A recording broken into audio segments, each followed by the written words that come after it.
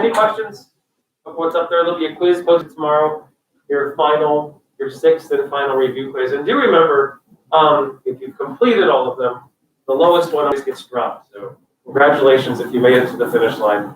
And one of them just isn't helping at all. It'll go away. So that's it. By Sunday, do that. And then next Wednesday, we will get together for the last time. But today, we're going to talk about the psychological aspects of death. Last week was definitely about the physical aspects of death. This week, the psychological. So what are people going through mentally, even though it was impossible to escape that completely last week. And this is a good and interesting place to start. How many have ever heard of the cycle of grief or the cycle of loss? You've heard of it? Do those words sound familiar? Denial, anger. So this is what most people know, is that as someone goes through the dying mode psychologically, what this means is you know the end is near.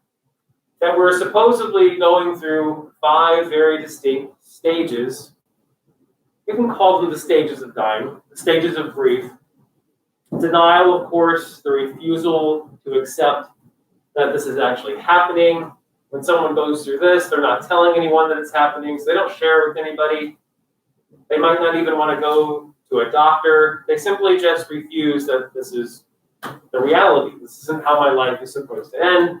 Then, of course, we get angry. Maybe you get angry at a God. Maybe you just get angry at life. Maybe you just get angry at your situation.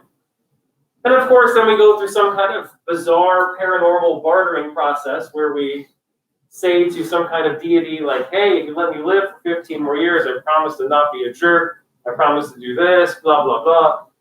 Then, of course, we enter some deep, dark depression because we realize no one on the other end is picking up the phone and responding to our bargaining process.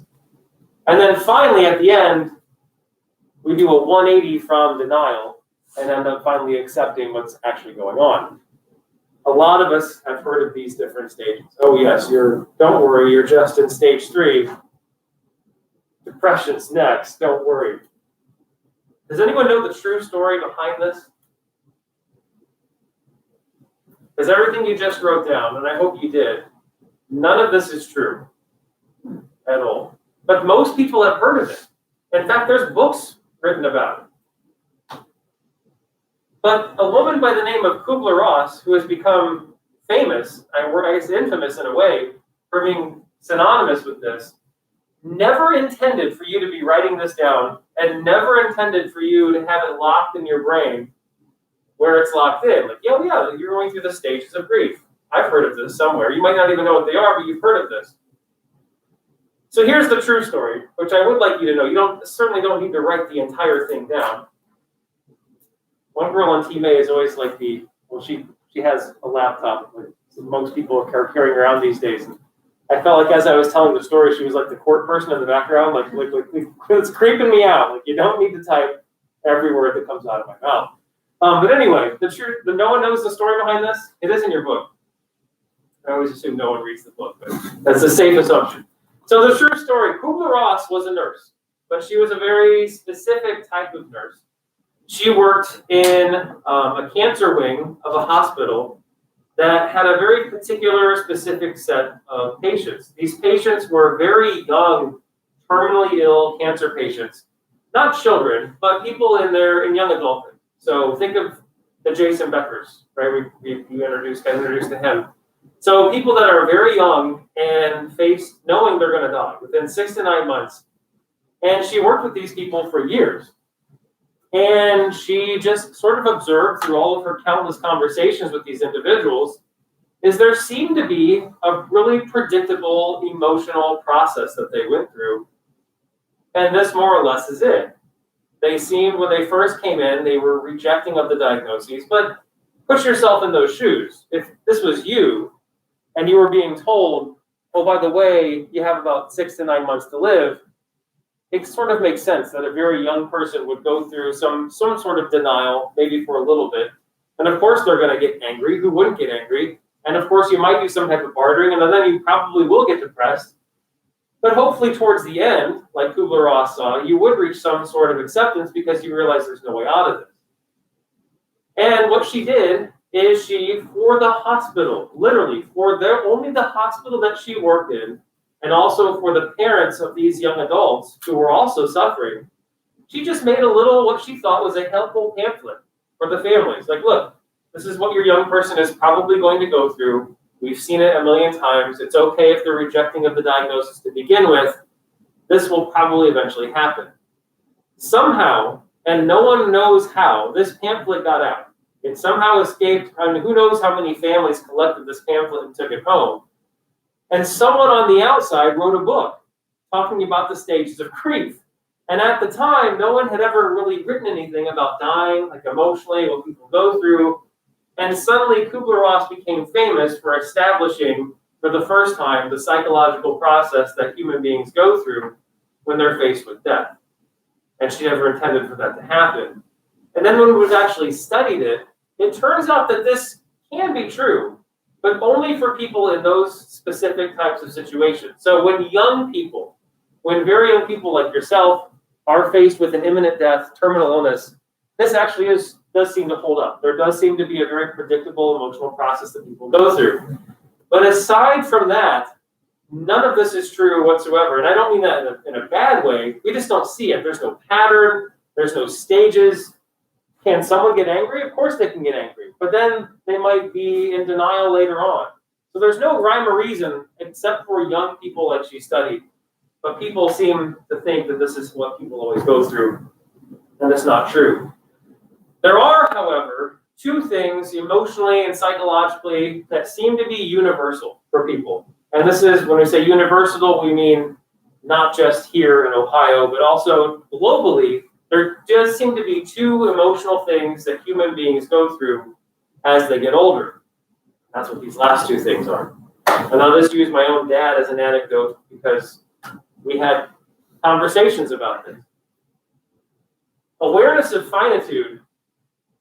I'll put it this way. My dad's father was 72 years old when he died. And I remember he died he didn't die of the heart attack. He had a bad heart attack. I was too young. I don't remember my grandfather on that side. But the story goes he had a heart attack, went to the hospital, and sort of never made it out. I remember when my dad turned 72, for a while, he just started, it's all he would talk about is he just realized, like, holy crap. And think of this. It is weird to think. Like, I'm the same age my dad was when he died. And every day that I live, I'm technically living a day longer than my dad got to see on this planet. Well, now my dad's 75, so he's gone around the sun 3 extra times. But the awareness of finitude is when you reach the age that loved ones above you, a generation above you, have passed away.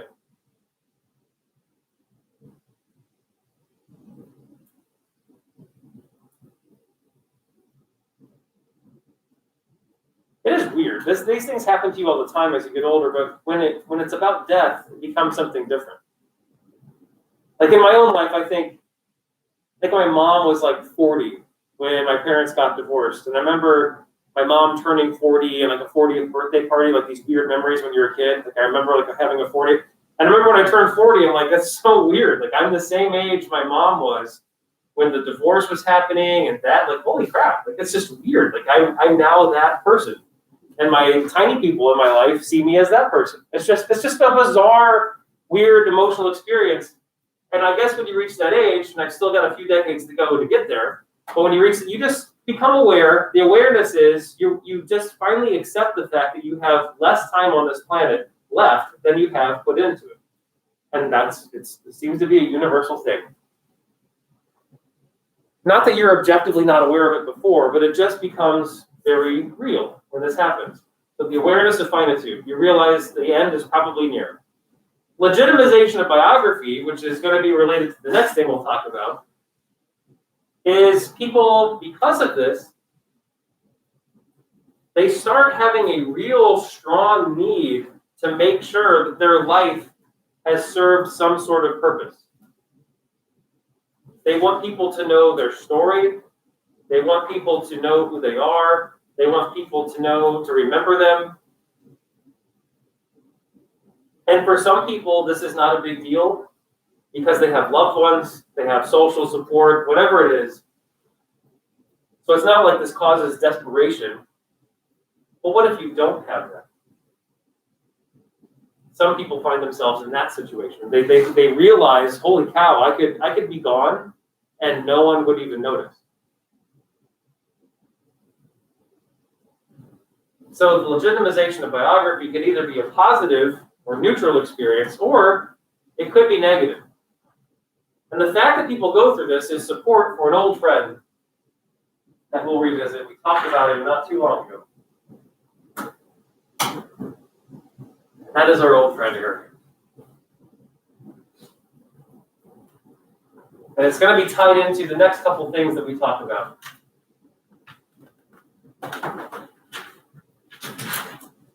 So Erik Erikson, we haven't talked about all his different stages of life because this is aging in adulthood. We've just talked about the last 5. And then the last 2 stages, stages 7 and stages 8, are things that we certainly know people go through.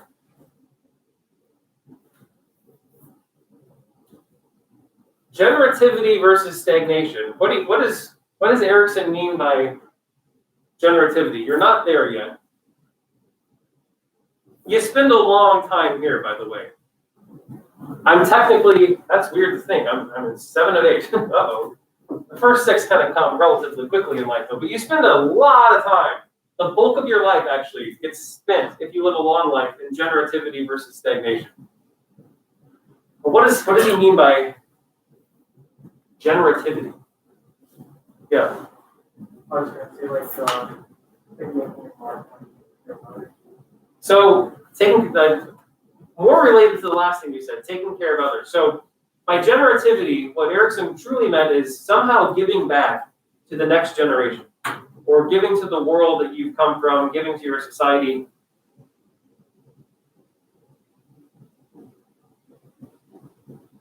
In other words, what the hell have you been doing with your life? Have you made a difference? Is the world a better place because of what you've done?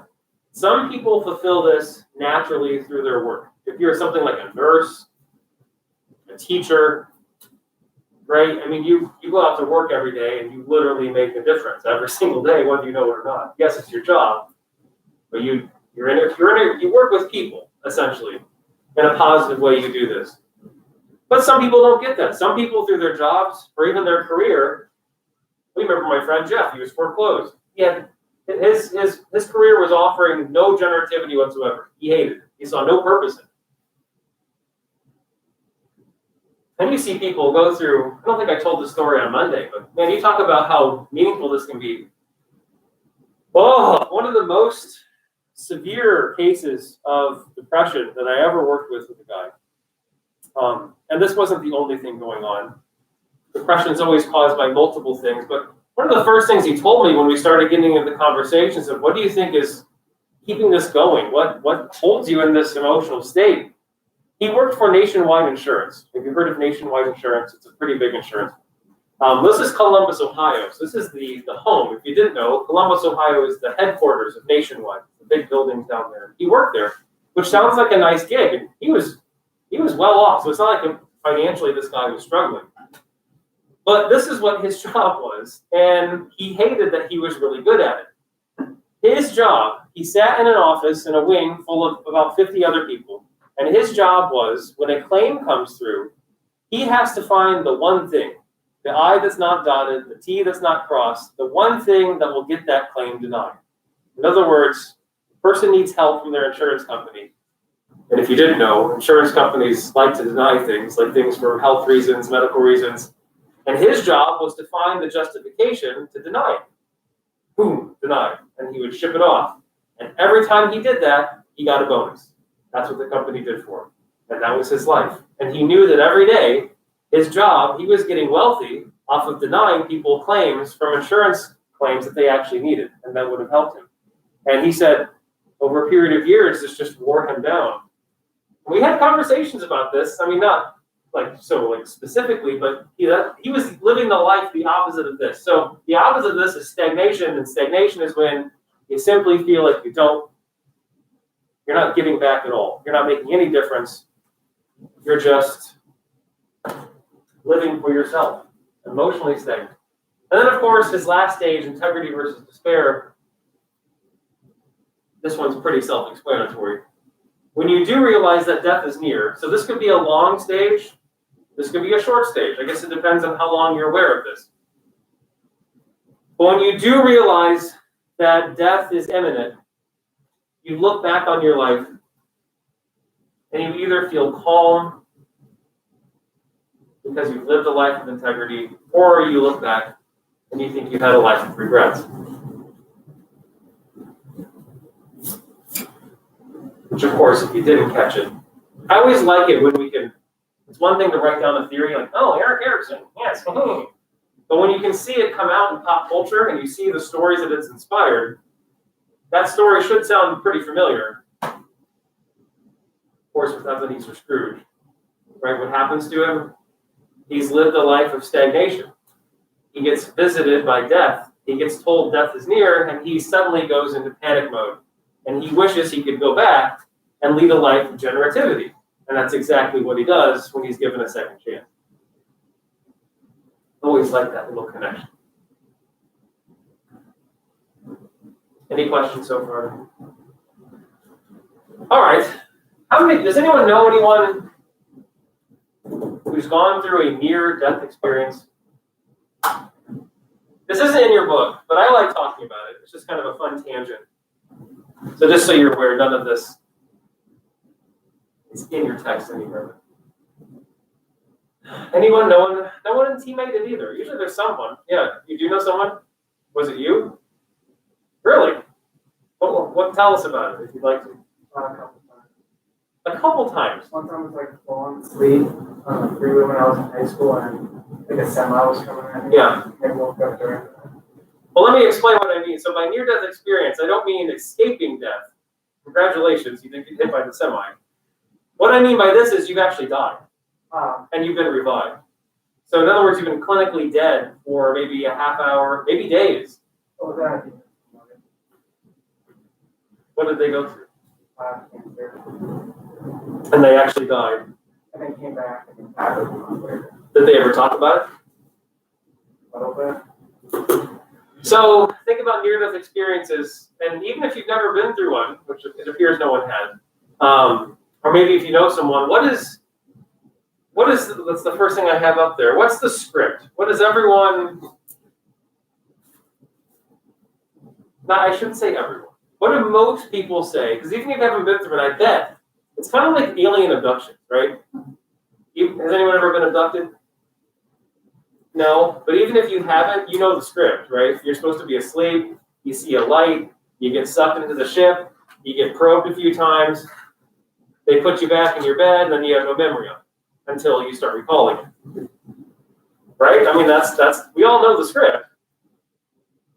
And people keep telling the story, oh yes, this is what, oh my God, yes. And then you even know what the aliens look like, right? They have big eyes, heads, they don't speak.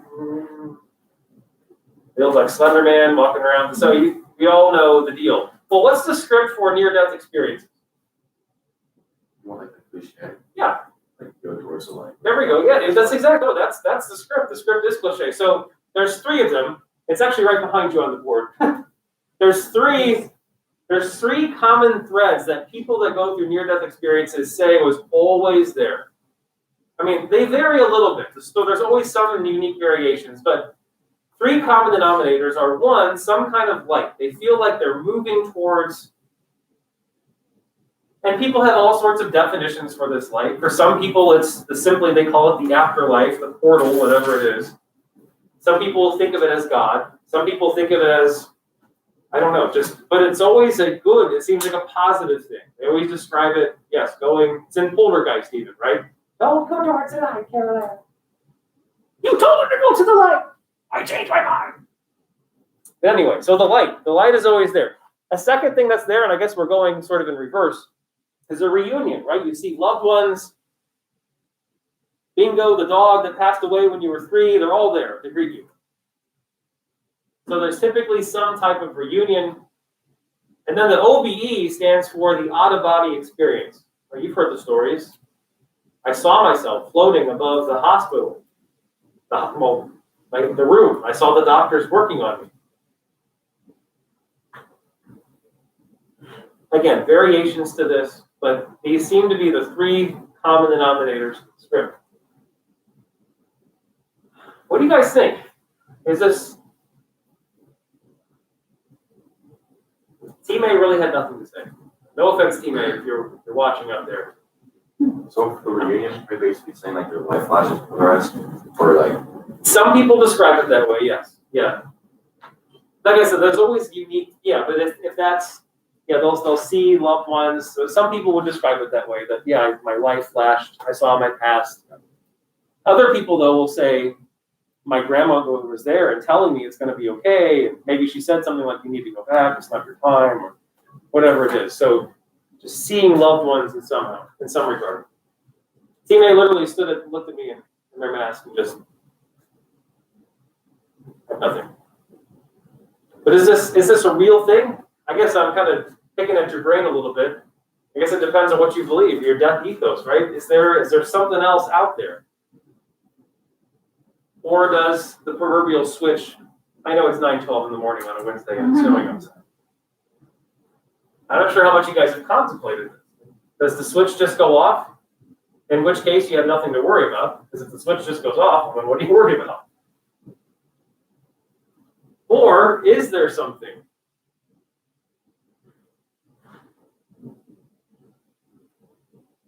Damn it, questions of faith at 9:13. I'm so scared of that. I don't know what happened. Well, I think that's an honest answer, at least. But I don't believe that anything happened.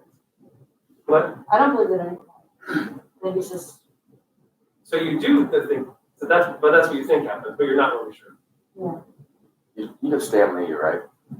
Stan Lee's? Yeah. Yeah, comic. Okay, so I saw this thing a couple weeks back. He said he's not scared of death. What he is scared is about being dead forever. That's a weird way to put it, but that's, I don't like yeah, that. that's Stan Lee. But what if it's a good thing? Then you'd be in the good thing forever. But if it goes off, you have nothing to worry about because you wouldn't be aware that it's forever. Yeah, but like, I don't know stuff. I like to think that if there's nothing after death, why be scared? Because we've all experienced it before we were born. Maybe you don't know what was up. Exactly. Like, you know what I mean? I got you. I know exactly what you mean. Well, here's the deal. Then we'll watch something. 3% of people, that's what the number's 3 and 96. 3% of people claim to have experienced a near-death experience.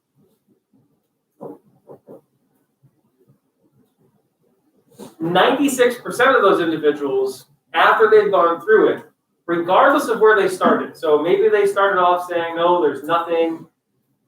96% of those people say that an afterlife is absolutely true, and they're convinced that they've gotten some type of glimpse into it. A lot of people do say that. So regardless, so in other words, what I'm saying is even if you started off completely atheist, nothing, it's just a light switch, if you've gone through this, you're included in that 96. Of course, if you believe in heaven and all that stuff, of course you're going to think this is a real experience. But even people who start off non-believers, 96% of people go through this and they say, nope, that was real. Yeah. Doesn't the brain when you die, I heard that like cycles through your memories? That's what I've heard. We're going to get to that. So you see that thing called the brain? Hold on. So yeah, just wait. So I'll show you both sides. And it's up to you. There's no right or wrong answer here. Because he's absolutely right. There is evidence from neuroscience that things that happen in your brain can actually, unfortunately, take some of the magic out of this and kind of easily explain what's going on. But what if a neuroscientist has a near-death experience? So someone who doesn't believe in anything like that, well, here's one story that people find compelling. And I'm trying to show both sides. Proof of heaven. Once again, Elizabeth Vargas. 8 million Americans claim to have had a near-death experience, but neurosurgeon Eben Alexander never thought in 1,000 years he would be one of them. What did you think those were? Fantasies, hallucinations. He was a man of science. He didn't believe in it. That is, he says, until it happened to him. Let's talk about how you got sick. You woke up in the middle of the night feeling ill and in pain. It was like being struck by a freight train. 4:30 in the morning, woke up, never had anything like that before. My last words to my wife, don't call 911. Trust me, I'm a doctor, it's just a muscle spasm. And I was gone. Dr. Alexander had a rare and deadly form of bacterial meningitis which was infecting his brain. In a matter of hours, this healthy man was on death's door. By the time they got him to the hospital, he was in a coma. So your wife was being told that you might die? And that she would be raising our 2 boys without me. But as his body lay in that hospital bed with no recognizable brain activity, Dr. Alexander says he had already begun an astounding journey.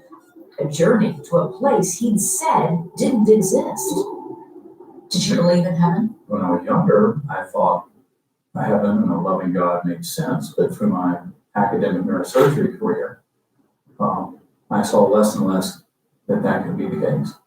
The journey began, he says, in a dark, formless place without memory, language, or time. But then, I was rescued from that by the spinning melody of light that came closer and opened up and was a rip in the fabric of reality that just opened up around me. You described this world as hyper vivid. The colors were extremely vivid, with millions of butterflies. And these flowers blooming, blossoms opening as we flew by. and by his side, an unknown presence. There was a person guiding you, a beautiful girl, as you describe her. Tell me what she looked like. She had a beautiful face with a wide smile and high cheekbones and absolutely gorgeous, clear blue eyes. She never said a word to me. She would look at me and the thoughts would come directly into my mind, into my awareness. What And the thoughts? thoughts were, you are loved, you are cherished. There's nothing you can do wrong. I always remember being told, we will teach you many things, but you'll be going back. Back to the hospital where his wife kept her vigil and his doctors were giving up hope. On the 7th day of his coma, he opened his eyes. It was just nothing but a miracle. His first words, the very words he'd heard from his guide, that blue-eyed girl. All is well. Don't worry, all is well. Within weeks, Evan Alexander had made an astonishing full recovery. How are you different after going through this experience? Well, my family says I'm nicer. That's a good thing. Really has changed me in every way by realizing that our souls are eternal. So we're gonna come back to this. Actually, don't need the PowerPoint for this. So another thing we know about near-death experiences, again, with the disclaimer that everyone's experience is unique, but there are 5 very predictable changes. So if someone you know ever goes through this, you can bet in Vegas that these 5 things are going to be true 6 months later. Number 1, and maybe Callista, you would like this. They absolutely have no more fear of death whatsoever. They're not necessarily looking forward to it, but they have no fear of it whatsoever. Even if they started out as someone who says, it's a scary experience. The second is, again, regardless of where they started out, they absolutely believe 100%, no shadow of a doubt, that there is some type of afterlife. Not connected to some type of religion, but just that there's something else waiting after death happens.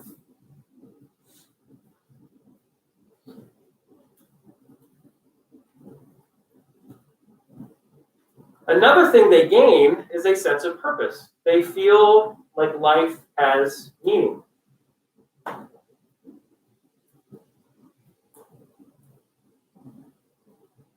fourth, like, is kind of came out, and what he said, my family, at least I think I'm nicer. These people come out the other end much more empathetic and very giving. Suddenly they seem very more focused on others than they did themselves. Even if they started as a narcissistic Ebenezer Scrooge, well, it's the Scrooge story seems to be true after a near-death experience. They come out very giving, and people describe them, which will be related to our fifth one, which unfortunately is sort of a negative one. Their loved ones describe them as a qualitatively different person. Like, I don't even, on a psychological sense, you just seem so different. And the fifth one, I guess I don't know if it's not necessarily positive or negative. It just is what it is. These individuals spend a great deal of time sort of re-examining all of their relationships. And there's actually a very significant spike in divorce rates amongst people who have near-death experiences. Because a lot of times, I don't know about the Alexanders if they're still married or not. But what seems like a miracle to their spouse, maybe a year down the road, is I can't even relate to this person anymore. They're just that different. And the person who went through the experience is, again, re-examining their own life. So before we get to the tail end, because there's always unique things that happen which may or may, I guess we will go to the PowerPoint. This seems like this will be a good way to do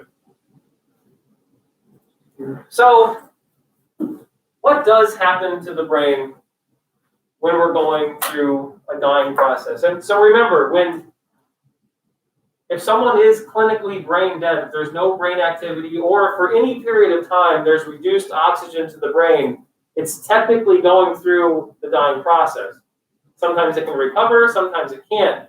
But there are some very predictable things that do happen inside your brain that are observable when you start to die. The first thing is something called the temporoparietal junction. It's actually on the right side, which is the first one, the RTPJ. You can just call it that. But if you didn't catch on, it's where the parietal lobe and the temporal lobe come together. Last night I went to the Tony Award 7th grade production of Schoolhouse Rock Jr. and got to listen to Conjunction Junction. What's your function? Temporal parietal junction, what's your function? When you're stimulated, what does it do?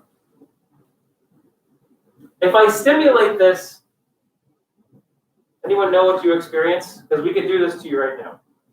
We can sit you, well, we actually don't have the device, but if we went over to Altman and we sat you down in their neural lab, and I took the stimulator and I put it right on your temporal parietal junction, do you know what you would experience? You would experience as if you've left your body. And you'd even describe seeing yourself and me stimulating your brain. You would have an out-of-body experience. You would experience floating, a sensation that you are no longer in your body. What we call it is illusory, the illusory of agency experience. In other words, you don't feel like you're in charge of your own body anymore. You've left it. And you can even see yourself. Describe it. And one thing that happens when people start to go through brain death is this starts to get activated inside the brain. We see high activity in the temporoparietal junction, which is the non-paranormal version of floating, et cetera, et cetera.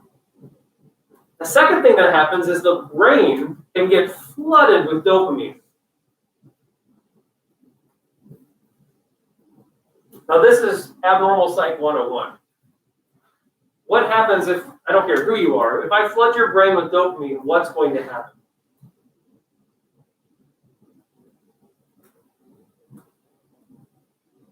You're going to start to have hallucination. Very vivid hallucination. Like millions of butterflies, vivid trees, and flowers blooming everywhere, and maybe even people that you don't know floating beside you. So very vivid, hyper-realistic hallucination. Another thing that gets activated is the locus If you've never heard of this, the locus coeruleus, which incidentally also gets activated when you have a very scary experience.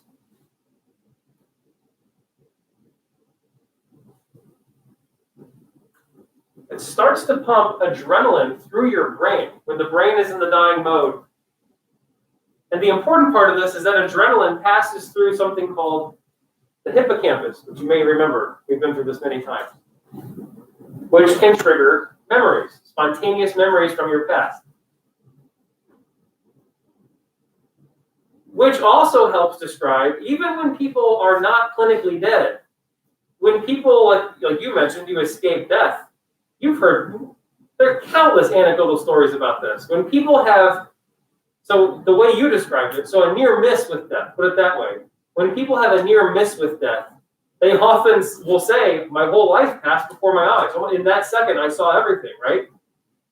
Okay, well, you weren't clinically dead, but that happened. And the reason it happened is because your locus coeruleus shot adrenaline through your brain, which passed right through your hippocampus, which makes all these vivid memories come back in a hypersecond.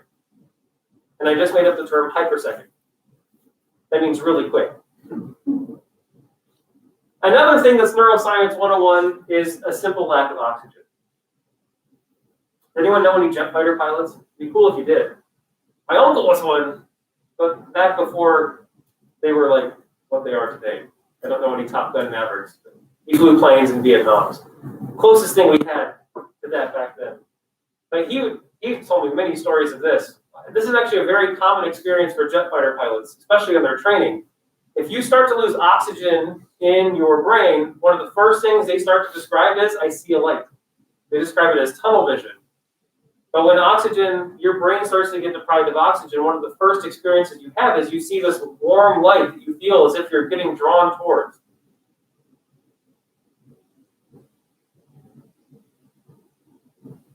One really trippy way, and I'm not saying I'm asking you to do this, but it might be available on our campus, I don't know. I don't know what recreational drugs float around these days. Like ketamine is one that floats around sometimes. And ketamine is actually a drug that helps stimulate the entire experience of a near-death experience. It just seems to activate the right parts of the brain. So we know that we can simulate this in individuals. And a lot of people who are skeptics on the other side argue that, yes, all of these things happen. And all of these are related literally to the common denominators of these experiences. And the skeptics would say, this is what's happening. I mean, I get it. We all want to believe in something else, but unfortunately, there's a more simple answer. It's just the brain going through the dying process. And they argue that that script that we all know, and we all know it, they actually argue that that becomes sort of a self-fulfilling prophecy. And after you go through this, of course, that's how you describe it, because that's how you've heard thousands of people describe it. Which is why when some people have sleep terrors, they describe it as an alien abduction, because they've heard the story and they had the experience, and now they think they've been abducted. That's a whole other tangent. Sorry, that might make any sense whatsoever. So that's the neurological description of what happened. Right? It's like taking a balloon of fun and sucking all the fun out. It's like believing in a UFO and then someone tells you, no, those crop circles were not made by aliens. It was made by Dale and Steven over there. They spent all night doing it. But then sometimes, and that's why I like Emma Alexander's story, sometimes there's parts of the story that make you, like let's say 10 minutes ago you're like, yep, I believe in this stuff. And then you went through this stuff and you're like, oh, wait a second, oh crap, maybe it's not true. Sometimes there's parts of stories that make you just think and say, oh, well, wait a second. Well, then how the hell is that? How do you explain that? Because sometimes we can explain all this, but then people have experiences where there is no explanation for it. And that's what's at the end of the story. It has something to do with that woman he was floating around with. The book he has written, Proof of Heaven, has sparked a lot of controversy.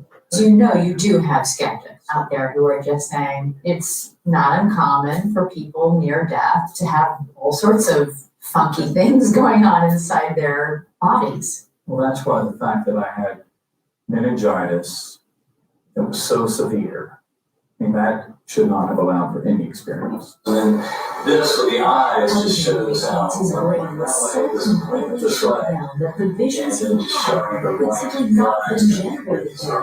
He says he wrote down everything he remembered, now in his book, before speaking to anyone, so as not to taint his memory.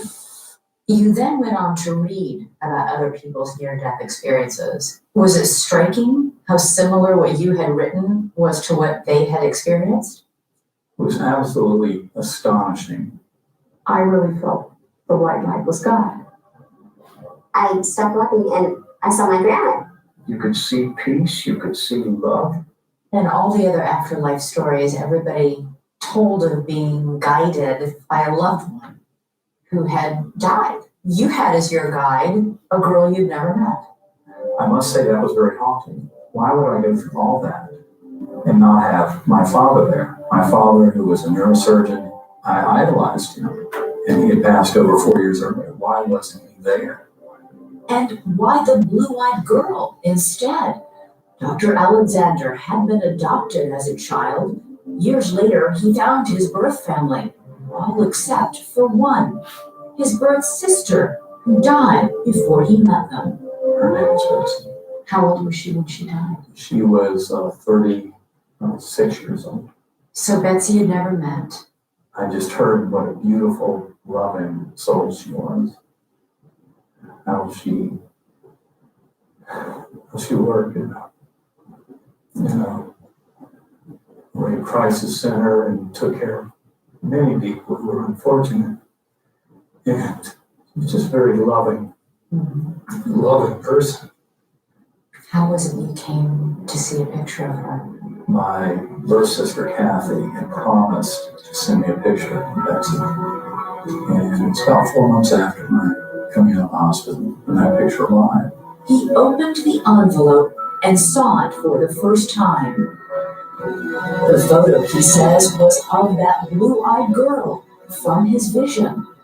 And it was so stunning. In that picture, it's almost as if she's saying, "Do you get it now?" And I cannot tell you how powerful that was. There was no mistaking it. That's exactly who it was. Life is back to normal at the Alexander household these days. There are soccer games to watch, dinners to be shared, grace to be said. But Dr. Alexander says he's on a mission now. I hope to tell my story to everyone I possibly can around this world, because I think it will help this world to be a much better place. Pretty crazy. So, if you got lost somewhere along the way, I had another one. Man says he went to hell and back. And we'll skip over that one. No. There's not time. Let's not. I'll put it up on the extra stuff. You can watch it on your own time. I want to see the hell one. But anyway, so he completely missed it. The woman that he claims he saw, and I have no reason to doubt him. I guess he wrote down all the stuff that he experienced in a journal. And then, of course, this woman ends up being his adopted sister that he never met in his entire life, who died around the age of 30. So I'll just leave you confused, making things up on your own. So as if we couldn't switch tangents anymore, that brings us to one of the last things. Oh, we've already talked about this. This death ethos that's been creeping up in our society, that some people agree with and some people do not agree. And that is the idea of death with dignity. It's the idea that people who are terminally ill, so again, not just anyone, should be able to legally be given the option to end their life with the assistance of a physician. It's often referred to as physician-assisted suicide. But the people that support this and the programs that support this, certainly, they don't necessarily like that term, because obviously the term suicide is loaded with nothing but negative connotations for good reason. Because when we think of suicide, we think of someone, ending their life in some horrible way, leaving loved ones behind with questions, et cetera, and that's not what this is at all. This is someone who knows they're going to experience extreme suffering in the final weeks or months of their life. And all they're asking is, I would like to voluntarily take the exit ramp now before I have to die in some excruciating way hooked up to machines. There are many places in Europe where this is legal, and there are now, what we're about to watch, you'll see how far this ethos has come. I think they say 3 states in the United States. It's now up to 10. Ohio will probably be one of the last ones, if it ever does come this far. It's been brought up many times. It hasn't even made it past round 1 of anything becoming a law. You don't necessarily need to know the states, but just to know it's up to 10. So about 1/5 of our country is now accepting of this.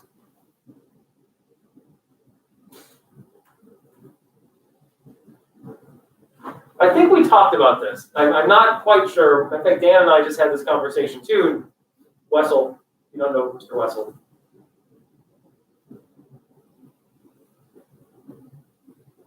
But what's the importance of, I guess if you do support it, or even if you don't support it, what would be the importance of making this choice legal? Like why is that a big deal? Because people will commit suicide all the time knowing they're facing death. What's the importance of having this as an established law? Yeah. Well, you still have a choice. If you have cancer, you can kill yourself. No one can It's definitely that. That's actually going for something a little bit more practical.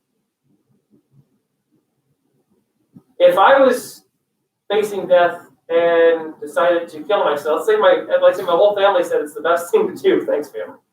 But no, if they knew I'm going to suffer, if I commit suicide to just end it, what happens to my family? They get nothing. They're completely left behind financially. Suicide in this country, suicide is illegal. And on every state in the book says suicide is illegal.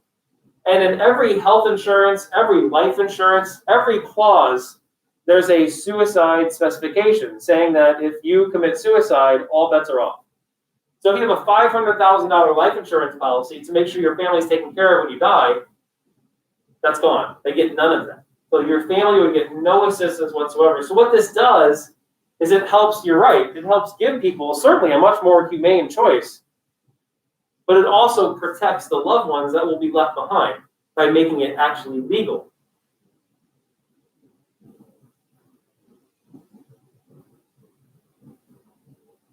And I'll leave the rest of it's up for you to watch, but you'll see someone's story. We'll just watch the beginning. I'll show you what people are facing.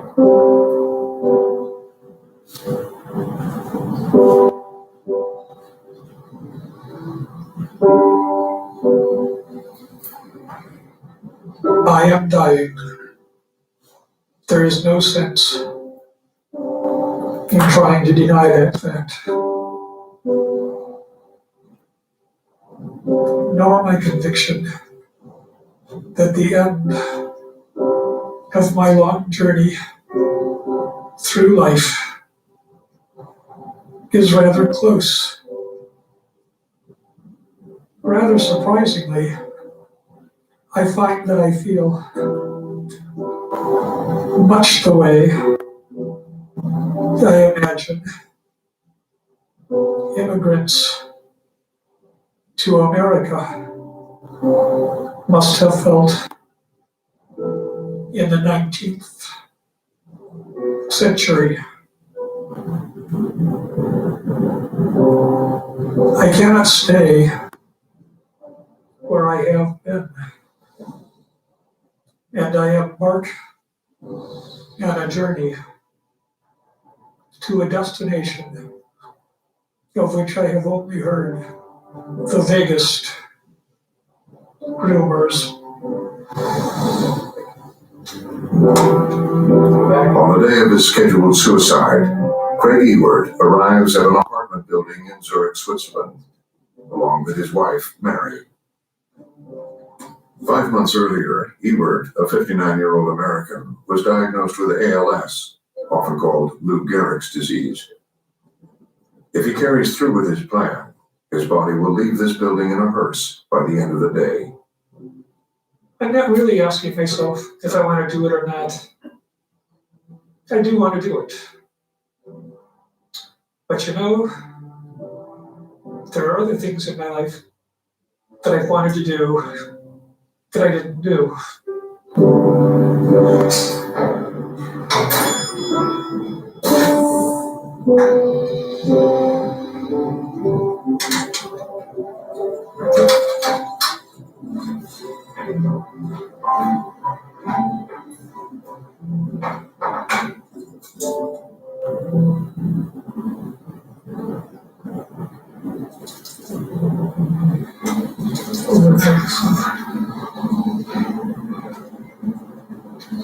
So the nurse the other day didn't shave you, did she?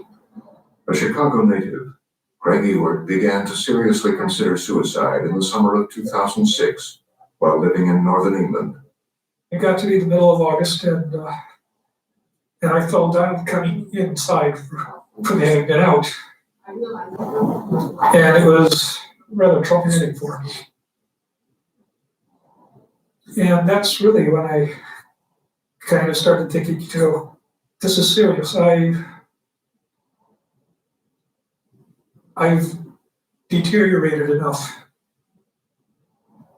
You can only watch so much of yourself drain away before you kind of look at what's left and say, this is an empty shell. That's super fun. I'm worried that that's going to develop into a problem, just like Richard here knows. Once I become completely paralyzed, then I'm nothing more than, in a sense, a tube that takes in some nutrients, probably through a tube in the stomach, and then I excrete, and I have to be cleaned and watched. And it's painful. Sorry. Does it need more cream, do you think, or what?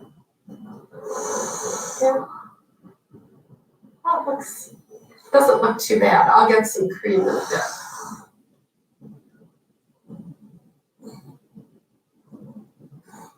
Okay. I probably appear to be rather unmoved, perhaps people would say, I don't know.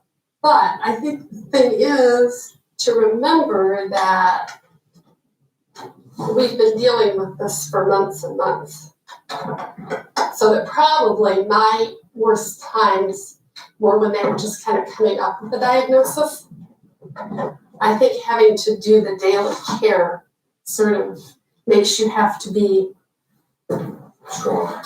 Yeah, and just, it's daily life. You have to get on. You either do that or you fall apart, and what good does the latter do? We talked about it. We talked about, do I really want to do this? And when do we want to do it? We discussed everything. When Craig and Mary first met in the late 1960s, Mary was an outgoing Irish Catholic girl from a conservative family, and Craig was an introverted agnostic. How did we meet? It's a dark and stormy night. So to speak. I was getting kind of desperate for a woman. I was driven by the gonads. So I asked my friend if his girlfriend could set me up with a blind date for one of the, I think I might have been a concert or something. Now I don't know where we were going to go, because we didn't get to go there. No, we didn't. Because that was the day Martin Luther King was assassinated. So that was why it was a dark and stormy night. The following summer, Craig and Mary eloped. It was as if there was sort of quick courtship, this is fun, marriage, and then the realization that, Oh my God, I'm married, how do I relate to this person? It took me a long time to realize I needed to talk to her. I refused to give up on this marriage, and I think you did too. And by golly, if we had to get through some rocky points to keep it going, we would. So we always say we've been married 37 years and 32 of them have been wonderful.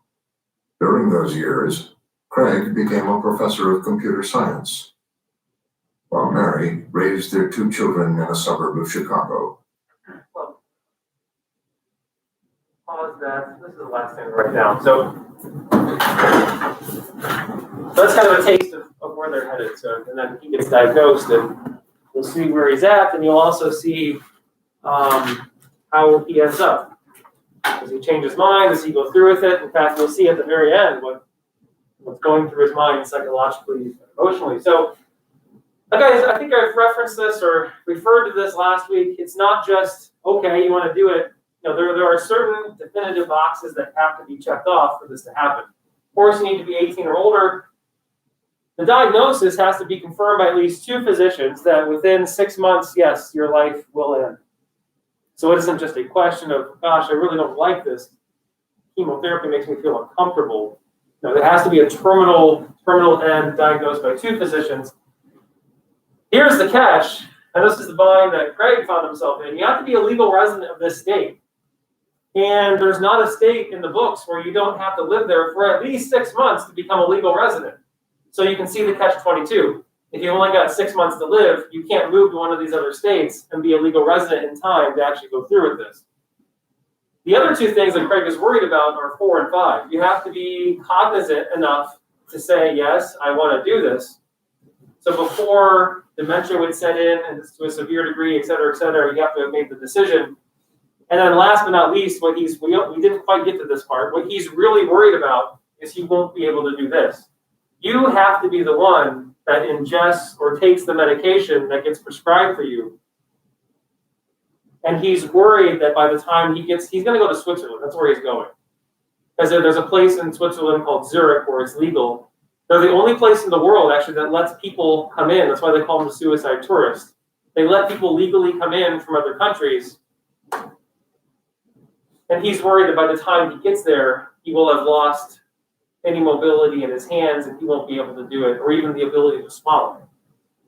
So he feels like he's up against, imagine that, you feel like you're race against time to end your life. It's such a weird, paradoxical situation to find yourself in, but that's the situation he finds himself in. So that's week 15. The rest of the stuff